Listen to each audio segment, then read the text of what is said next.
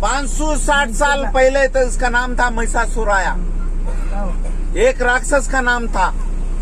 अब तुम्हारा जो गाड़ी खड़ा है उसके बाजू में एक पहाड़ी है, 6 किलोमीटर की पहाड़ी। ये पहाड़ी में पहले आदिवासी रहते थे, आदिवासी। पूरे मैसूर में ये पहाड़ी में आदिवासी रहते थे। वो जमाने में इस मैसूर को महिषासुर इसलिए बुलाता था, ये पहाड़ी में राक्षस रहता था। इतना खतरनाक राक्षस था। इंडिया में बहुत राक्षस थे, गुजरात में था, बंगाल में राक्षस था, सब जगह थे, मगर मैसूर का जो राक्षस था बहुत खतरनाक था। जब मैसूर में राज कर रहा था, उसका रूल था वो जमाने में एक घर से एक गाड़ी चावल खाता था वो। अगर एक गाड़ी चावल नहीं देता तो आदमी लोग को जान से मार देता था। इतना खतरनाक, इतना भयंकर राक्षस था। जंगल का जितना भी आदिवासी लोग उसको ही भगवान माना करते थे। तब आदिवासी के जमाने में 560 साल के जमाने में गरीब आदमी भी थे, अमीर आदमी भी थे। अमीर आदमी उसको एक गाड़ी चावल दे देते, गरीब आदमी देने को नहीं होता था। जब गरीब आदमी नहीं देता तो आदमी लोग को मार देता था। तब पूरा गरीब आदमी एक गट्टा किया, भगवान चामुंडा देवी से जाके दर्शन करके बात किया। वहाँ पूजा पाठ करने के बाद भगवान चामुंडा देवी से कहा, ये बहुत भयंकर आदमी है, गरीबों को चावल नहीं दिया तो मार दे रहा है, एक गाड़ी चावल नहीं दिया तो सबको खत्म कर रहा है, कैसे भी भगवान इसको खत्म करके अपने को बचाओ। तो भगवान चामुंडा माता ने इन गरीबों की बात सुन ली। सुनने के बाद चामुंडा माता ने 9 रूप लेके आया। कितना रूप लेके आया? 9 रूप लेके आने के बाद उस राक्षस को ऐसा खत्म किया, एक बूंद भी खून जमीन में गिरने नहीं दिया। अगर राक्षस का एक बूंद भी खून जमीन में गिरता तो एक राक्षस पैदा होता था। पूरा खून अपना मुंह में लेने के बाद छोटा सा मंदिर सजाया।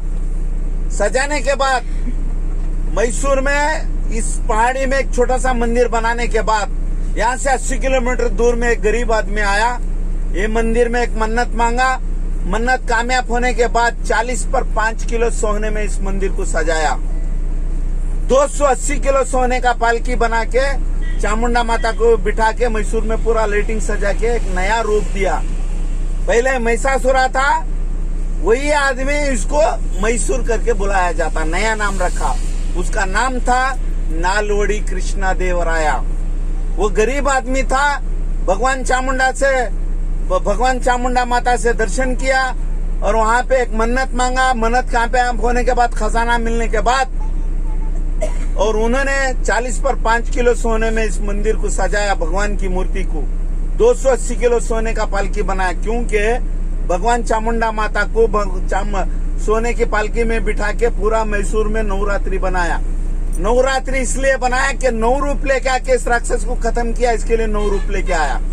यहाँ नवरात्रि बनाया।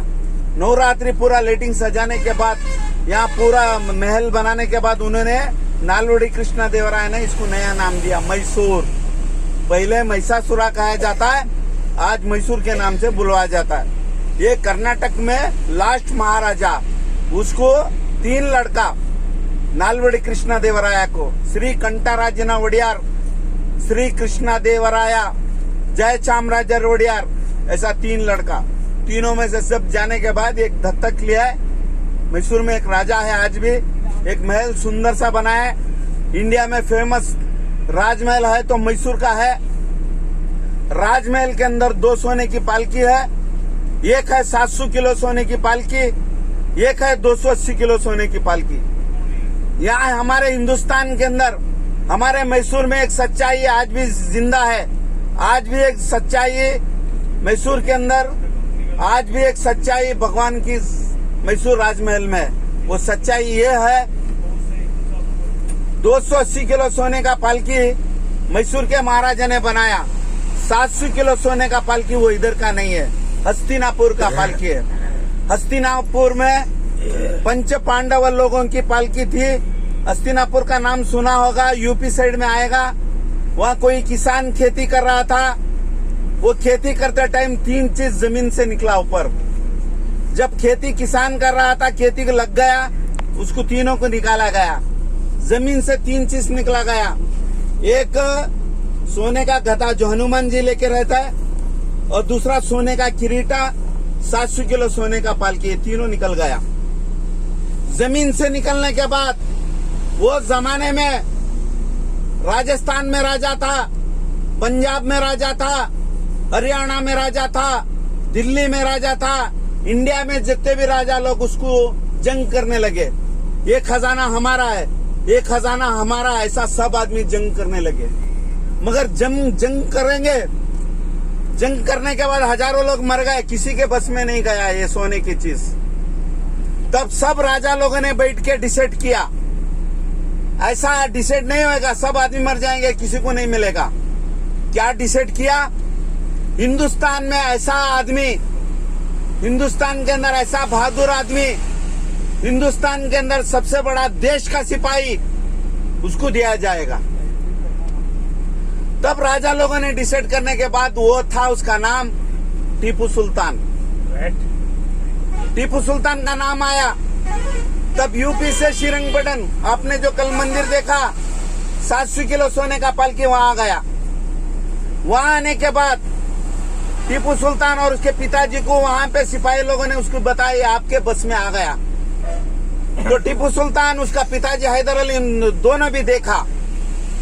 देखने के बाद उन्होंने कहा, हम तो मोमेडन है, मुस्लिम है, ये तो हिंदू धर्म की चीज है, भगवान पंच पांडव लोगों की ये तख्त है सोने का, भगवान पंच पांडव लोगों ने इसमें राज करते थे, इसमें इतनी बड़ी शक्ति है, इसको पूजा पाठ कर चाहिए, इसके लिए हम लोग नहीं रखेंगे, ये दे देंगे नालवड़ी कृष्णा देवराया को। क्या कहा टीपू ने? हम ये हिंदू धर्म की चीज है, हम लोग मोमेडन है, हिंदू धर्म में दे देंगे, पूजा पाठ करना चाहिए। ऐसा कहने के बाद मैसूर के महाराजा नालवड़ी कृष्णा देवराया को 700 किलो सोने का पालकी दे दिया। देने के बाद 700 किलो सोने की पालकी में नालवड़ी कृष्णा देवराया बैठ के भगवान चामुंडा देवी से बात करते थे वो जमाने में। अब राजा महाराजा जाने के बाद उसमें कोई नहीं बैठते, इसलिए नहीं बैठते कि इतनी एक बहुत बड़ी शक्ति है, सही बोलना चाहिए, सही राजा चाहिए, वही उसमें बैठ सकता है। आज वो पालकी करंट में, इलेक्ट्रॉनिक में बाहर लेते हैं, इलेक्ट्रॉनिक में अंदर लेते हैं, इसलिए चावल दाने से चूड़ा बनता है, इतनी पालकी शक्ति है उसमें। आज यहाँ पे रखा गया राजमहल के अंदर, नवरात्रि का दिन 1 महीना बाहर निकालते हैं, नवरात्रि के बाद अंदर रख देते हैं, उसकी फोटो मिलेगी वहाँ पे। राजमहल में 280 किलो का सामने रखा है पालकी, वो मिलेगा। इंडिया के अंदर सबसे बड़ी सुंदर राजमहल है तो मैसूर का है, ये नालवड़ी कृष्णा देवराय बनाया। टीपू सुल्तान की कहानी 1760 से चालू हो गई, 1799 में खत्म हो गई। टीपू सुल्तान का पिताजी हैदर अली हिंदुस्तान के अंदर सबसे बड़ा बहादुर लड़ने वाला सिपाही था, एक आदमी 70 आदमी का साथ लड़ता था। मगर मैसूर के महाराजा के घर में, नालवड़ी कृष्णा देवराय के घर में उसको सिपाही बन के रखा था। हैदर अली ने मैसूर के महाराजा नालवड़ी कृष्णा देवराय के पास सिपाही था, बहादुर सिपाही। अब उसको लड़का हुआ 1750 में, 1750 में होने के बाद हिंदुस्तान में नाम कमाया, पूरी दुनिया में नाम कमाया टीपू ने। उसको महल बनाया गया श्रीरंगपट्टन में। वहां पे उनका साला मीर सादिक की वजह से 1799 में अंग्रेजों के साथ जंग करते करते वहां पे उसको गोली लग गई। ये थी मैसूर की कथा, ये थी हिस्टोरिकल पॉइंट।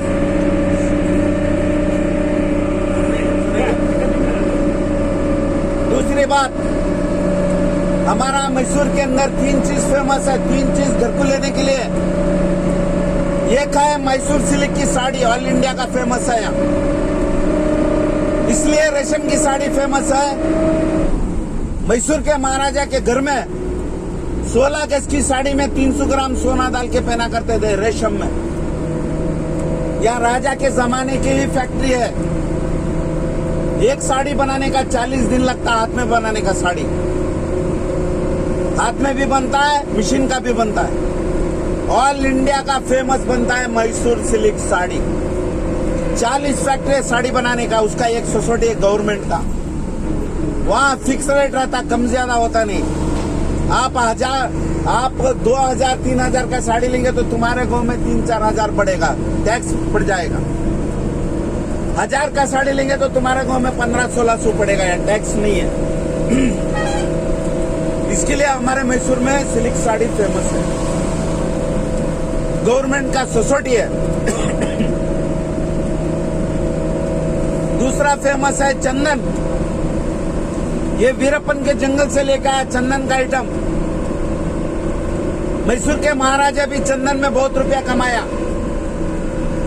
चंदन तो ऑल इंडिया में मिलता है, चंदन तुम्हारे गांव में भी मिलता है, मगर हमारे कर्नाटक में बंडीपुर का जो चंदन है आयुर्वेदिक में बनाया गया। जब तक चंदन का तेल नहीं डालते टैबलेट नहीं बनता, एक आयुर्वेदिक में बनाया गया। इसके लिए हमारे मैसूर में चंदन का बिजनेस सबसे ज्यादा वीरप्पन ने कमाया। उसके बाद गवर्नमेंट ने उसको खत्म करने के बाद गवर्नमेंट हैंडओवर लिया। अब गवर्नमेंट ने यहाँ पे चंदन में साबुन बनाते हैं, चंदन में अगरबत्ती बनती है, चंदन का पाउडर मिलता है, चंदन का तेल मिलता है, चंदन में भगवान की लकड़ी मिलती है, चंदन में माला मिलता है, चंदन में हर आइटम मिलता है। उसका भी गवर्नमेंट सोसाइटी है।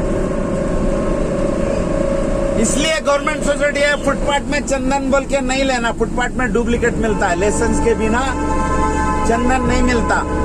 इसके लिए वीरप्पन को मार दिया। फुटपाथ में डुप्लीकेट मिलता, गवर्नमेंट में एक ओरिजिनल मिलता है, वहां पे मार्केट में ले सकते हैं, वहां फिक्स रेट रहता, कम ज्यादा नहीं मिलता। मैसूर के अंदर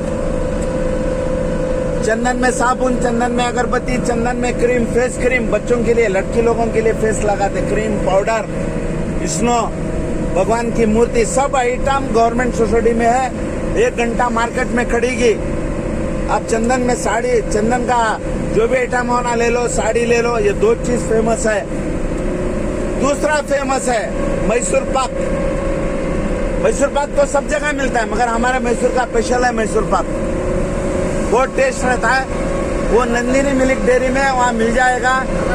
यहाँ मैसूर के अंदर फेमस 3 चीज है, चंदन अगरबत्ती, Mysore silk sari all India का फेमस है। मैसूर सिल्क साड़ी में एक साड़ी बनाने का 40 दिन लगता, हाथ में भी, मशीन का भी। अब साड़ी के अंदर एक नया साड़ी बनाया।